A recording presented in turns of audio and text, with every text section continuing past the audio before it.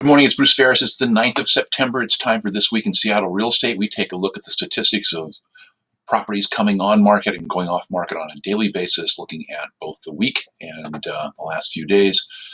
Our statistics tracker shows us that this particular week, we were post-Labor Day. We had a predictable surge in newly actives that came into the market just after Labor Day, which settled back down over the weekend, but we're expecting another surge coming this week. Slight surge in what we call the 6-day pendings and pending inspections, those properties that went off market within 6 days. And we're starting to see a bit of a rise in that right here in our center point. That tells us how hot the market is at any given point. The green on this chart, the bright green, is when we're at the lowest points, and the bright red is at the highest points. You can see the surge over here in listings that came on market. You can see here a slowdown in pendings, pending inspections, and pendings in 6 days. However, after having a fairly steady, right around 60 to 70% of pendings and pending inspections in relationship to actives coming on market, we dropped down to 56% after the holiday, which is typical. We saw the same thing back in July 4th, and now we're starting to rise back up again. 23% of those properties going off market did so in 6 days or less, and we're starting to see that to rise back up again. Here's where the numbers were for quite a while, in the 30 to 40 range. Taking a look at Northwest Multiple Listing Service, they do a similar market watch of their own. Let's go ahead and release that and bring this over. And we ended up with new listings jumping up to 200 roughly from 67, again, predictable after the Labor Day weekend vacuum. And we saw pendings coming down by about a fifth, again, fairly typical because of that. And one of the things I like to look at is how many properties are being sold contingent upon the sale of another property. And we are still under 5% on a steady basis. Well, actually, none of these weekly searches have crested 5% of the contingent. So here's 3 of them here. And here's 4, and I shouldn't even say 5%. I should just talking in sheer numbers.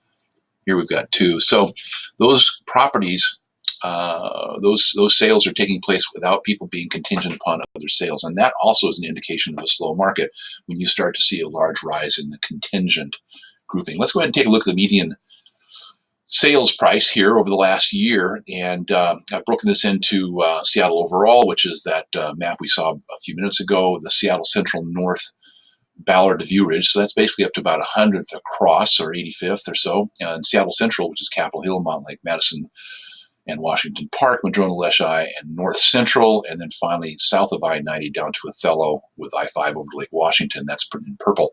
So you can see here the different sets of numbers. Here's our crest of market right here. And that started in April, May, and June. And then boom, she dropped back down again.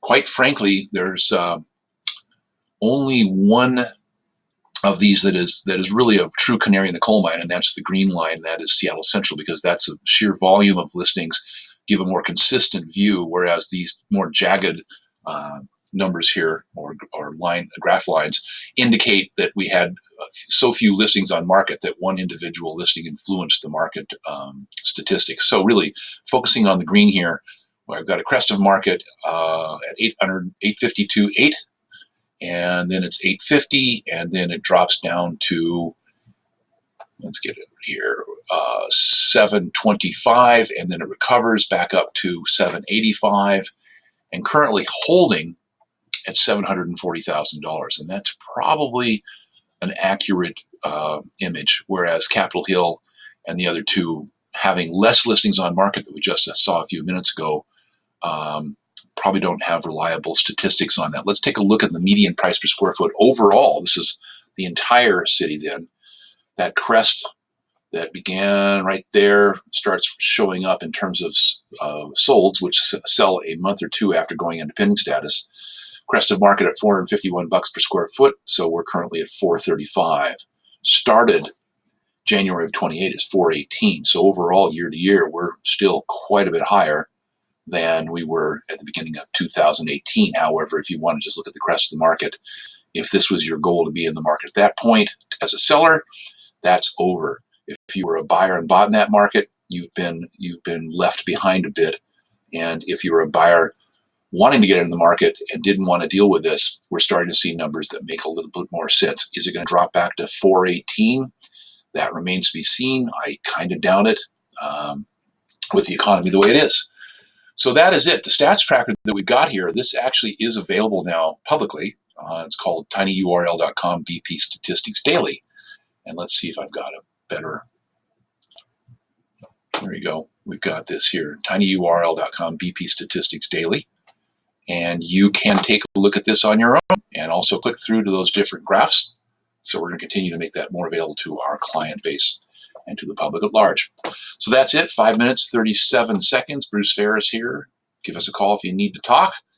206-730-3285. And for Team Bruce and Donna, that's it for the week.